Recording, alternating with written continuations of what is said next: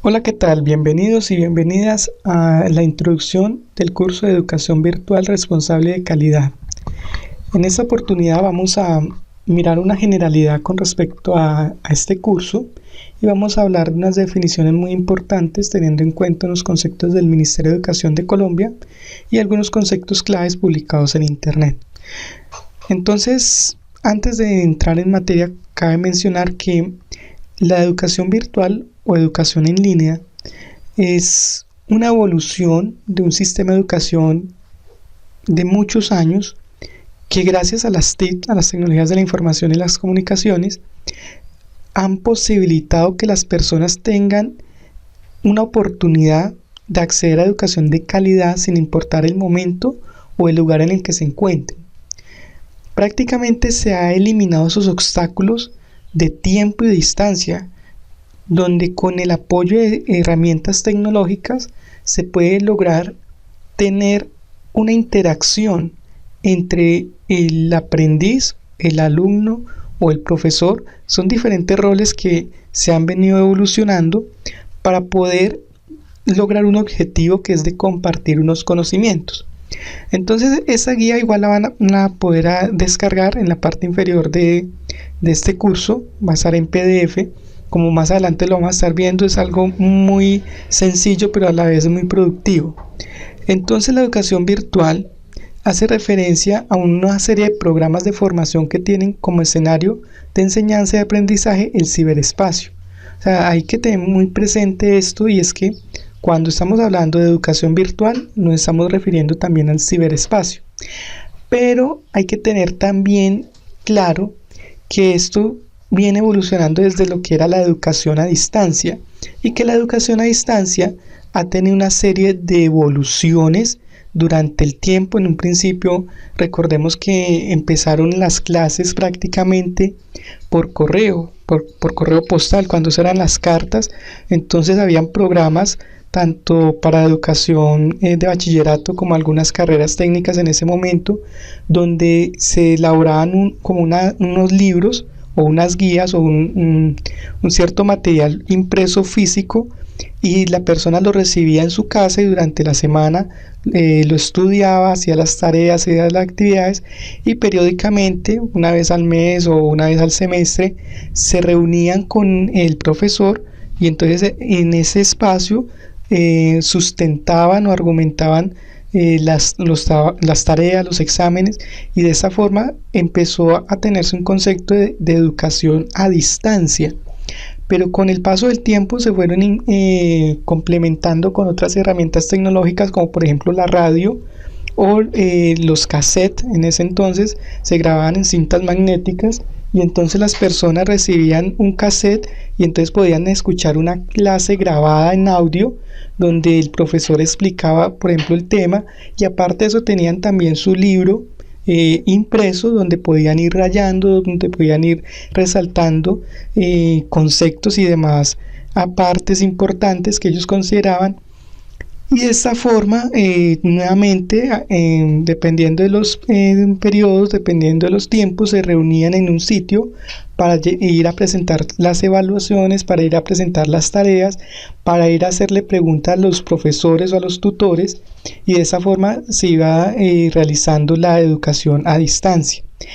Pero ya con la llegada del Internet como tal, hacia los años 85 en adelante, hacia el 90, este concepto evoluciona todavía más y es mucho más potente, ya que Internet ha permitido tener una interacción más fuerte entre las personas. O sea, ya no es tanto de envío de la información y esperar a que la persona pase un tiempo, sino que prácticamente en los conceptos de en línea podemos decir de que se puede programar hoy por hoy una clase en vivo, hacer un chat, hacer tareas grupales incluso entre diferentes estudiantes dentro de un mismo sistema. Entonces, estos sistemas como tal se han llamado sistemas de gestión de aprendizaje, o LMS. Es una sigla en inglés. Significa eso, sistema de gestión de aprendizaje, donde son programas que funcionan a través de Internet y se emplean para la administración, distribución y control de las actividades de formación no presencial de una institución o una organización, permitiendo un trabajo de forma asincrónica entre los participantes. Entonces eso es muy importante porque esos sistemas son los que realmente ayudan a que las personas no se queden simplemente en escuchar un tema, sino que hay una administración de por medio, y esa administración de por medio significa que hay una interacción o una sincronía entre alumnos y profesores, estudiantes y maestros. ¿Sí? Hay una interacción en toda una comunidad donde no solo se trata de escuchar o de ver, sino también de hablar, de dar. ¿Sí? Entonces, en otras palabras, a través de los sistemas de gestión se tiene acceso, por ejemplo, como en este momento, a un video como este donde ustedes pueden escuchar sobre un tema, pero aparte de eso también se tiene acceso, por ejemplo, al documento soporte, que es un documento generalmente en un formato PDF, donde el estudiante o el alumno, el aprendiz o el mismo usuario, como lo queramos nombrar, puede fortalecer el conocimiento de haber escuchado esa presentación, ya sea una presentación con diapositivas, sea una pantalla con texto como la que tenemos en este momento, donde hay unos textos importantes que ustedes van a poder leer detenidamente, sino que también es dentro de este sistema, a través de un usuario y una contraseña, usted va teniendo un historial donde, por ejemplo, si usted hace una actividad, entonces el profesor entra, la revisa, le puede hacer un comentario, pero aparte de eso, entonces le da una nota y usted puede también ver esa nota.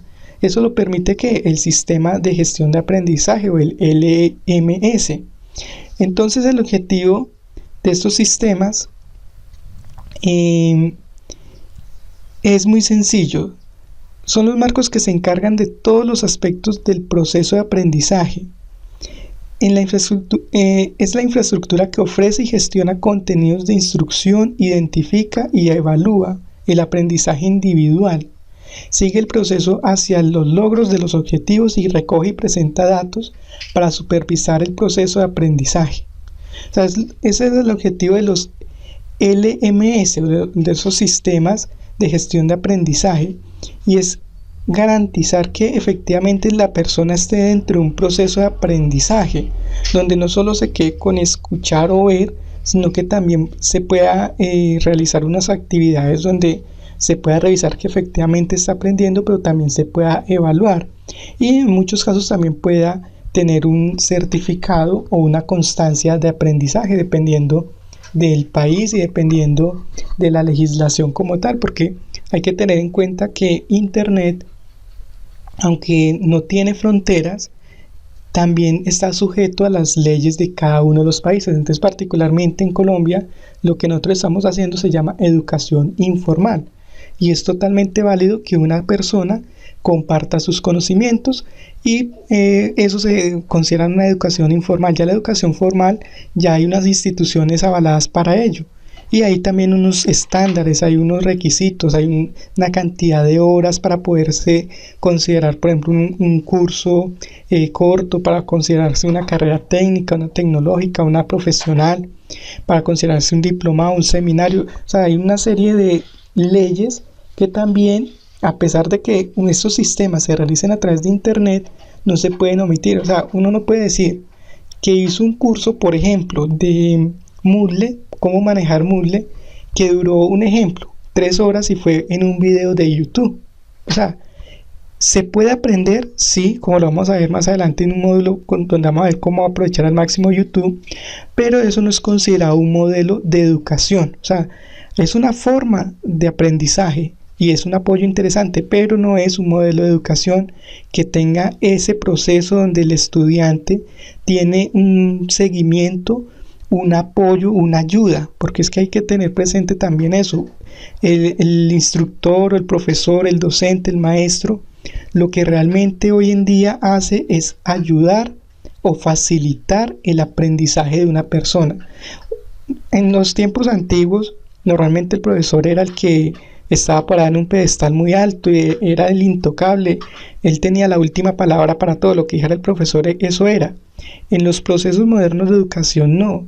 Resulta que hoy por hoy la mayoría de personas que podemos estar al frente de un grupo compartiendo nuestros conocimientos, el concepto más cercano a lo que realmente hacemos es el de facilitador. O sea, nosotros facilitamos un conocimiento. Por ejemplo, lo que nosotros estamos haciendo en este momento con esta plataforma es facilitando la que ustedes accedan a un conocimiento de una forma, consideramos más ética, más responsable y de más calidad, porque hoy por hoy se está comenzando a decir que Raimundo y todo el mundo, me perdonan la expresión, dictan un curso o dictan un taller y vale $1.000.000, $500, cosas por el estilo, y las personas entran y no encuentran información de calidad, no quedan satisfechos con esos procesos de educación, porque lo único que hacen es entrar a ver una serie de videos. Mientras que cuando las personas entran a un sistema similar a este, ya vamos a ver que no es el único, hay muchos, las personas pueden tener un acompañamiento, una ayuda, para que ellos realmente alcancen esos objetivos que se proponen. Porque cuando uno dice, bueno, yo quiero estudiar un ejemplo para ingeniería civil, entonces hoy por hoy se puede estudiar a través de internet, eso es cierto, hay universidades autorizadas para hacerlo, y esas universidades tienen unos procesos, entonces hay un tiempo de matrícula.